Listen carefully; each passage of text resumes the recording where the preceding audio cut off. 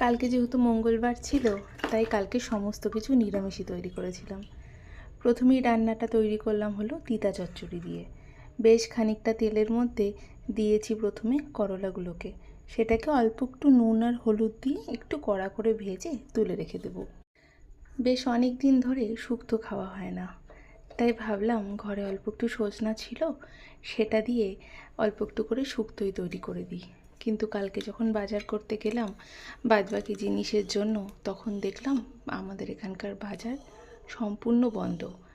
আর শুক্তোতে যে পেঁপে কাঁচা কলা এইসবের প্রয়োজন হয়, সেই সব কিছু পেলামই না। তাই ভাবলাম যে বেকার যখন সমস্ত সবজি আছে, সজনাও আছে, তার থেকে ভালো সেই তিতা চচ্চড়ি করে দিই। খাওয়াও হয়ে যাবে আর সবজিগুলো নষ্টও হবে না। এই সজনাটাও মোটামুটি এক সপ্তাহ হয়ে গেল আমি কিনে এনেছিলাম বাজার থেকে। করব বলে আমার আর কোনো কিছুই তৈরি করা হচ্ছিল না। কিন্তু সজনাটাকে ভালো মতন কেটে ধুয়ে একটা বাটির মধ্যে জল দিয়ে তার মধ্যে ডুবিয়ে রেখে দিয়েছিলাম। তার জন্য অন্তত এক সপ্তাহ ওই সজনাটা ভালোই থেকে গেল। করলাগুলো ভেজে তুলে রেখে দিয়ে পাঁচফোড়ন দিয়েছিলাম সোমবার।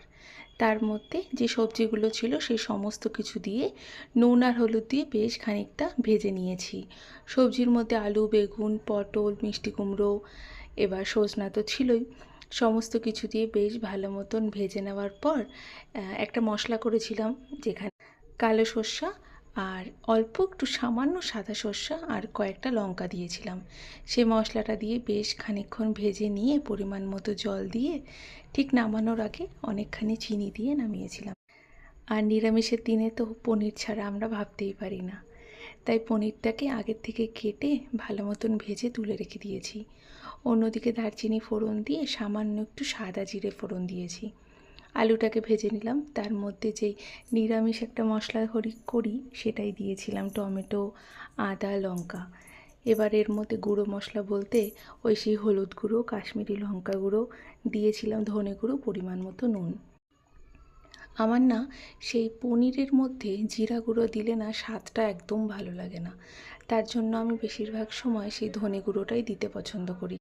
সমস্ত মশলা দিয়ে যখন খুব ভালো মতন কষানো হয়ে গেল, তেলটাও ছেড়ে দিল, পরিমাণ মতো জল দিয়েছিলাম। আর জলটা শুকিয়ে যাওয়ার পর পনিরগুলো দিয়েছিলাম ভাজা, তার মধ্যে ঘি, গরম মশলা আর সামান্য একটু চিনি দিয়ে নামিয়েছিলাম। এই নিরামিষের দিনে খাবারের শেষ পাতে যদি একটা চাটনি থাকে তাহলে কিন্তু ভীষণ ভালো লাগে। দুটো আম ছিল ঘরে, সেটাকেই সর্ষা ফোড়ন দিয়ে নুন হলুদ দিয়ে ভেজে তার মধ্যে পরিমাণ মতো জল দিয়ে চিনিটা দিয়ে পাতলা করে নামিয়েছিলাম।